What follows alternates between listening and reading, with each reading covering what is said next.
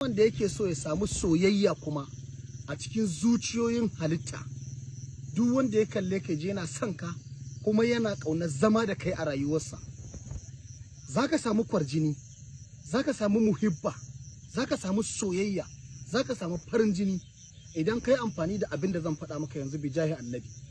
Ko ka yarda ko kada Allah isa ka yarda idan kai zai yi, in Allah ya yarda. Ba kuɗin ka ba wai sai ka bada kuɗi bane yake ɗauka, kawai na baka ne dan ka ƙaru ta wannan hanya, kuma na tabbatar zaka yi min addu'a insha Allah. Bai da wahala, amma da Allah ya ma annabi salati kuma a shiyar dan ƴan uwa su gani su ƙaru.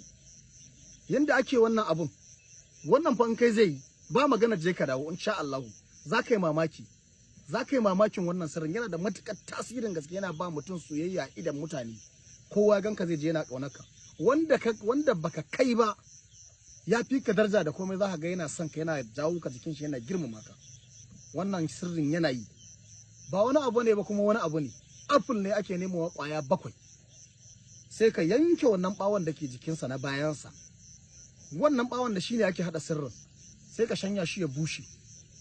Idan ya bushe sai ka daka wannan, bayan ka yanke bawon wannan gundarin tuwon na ciki, zaka iya bayar da ko ka ci, dan wannan zuwa ce min tambaye bana son tambaya, ba zan baka amsa ba. Full na baka shi, karka zo kana min tambaye. Apple shine tufa, in baka sani ba, apple shine tufa. Yawwa wannan bawon da kankare zaka shanya shi ya bushe. Idan ya bushe zaka daka, in ka daka sai ka tafi gurin masu da turare, sai ka ce a baka turare kanzillahi, in haka baka sai ka ce a baka buntu habasha, in haka baka sai ka ce a baka turare dan duwala. Wannan uku su ne ake hadawa, sai ka hada su guri daya. In ka hada su guri daya sai ka ɗebo wannan abu da ka shanya ya bushe na apple ka daka, bawon nan sai ka zuba a ciki. In ka tashi zaka fita ka ɗebi kaɗan ka shafa a jikinka, ka shafa a goshinka, ka fita.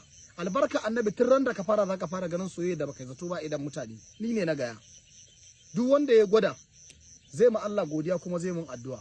Ine ma kowa fatan alkhairi daga almajirinku halifan fada a Jibiya a cikin Najeriya, jihar Katsina. Ine ma kowa fatan alkhairi, wannan mujarraban ne ai ma ƴan uwa shiya dan mutane su karu, dan haka kuma ai ma annabi salati.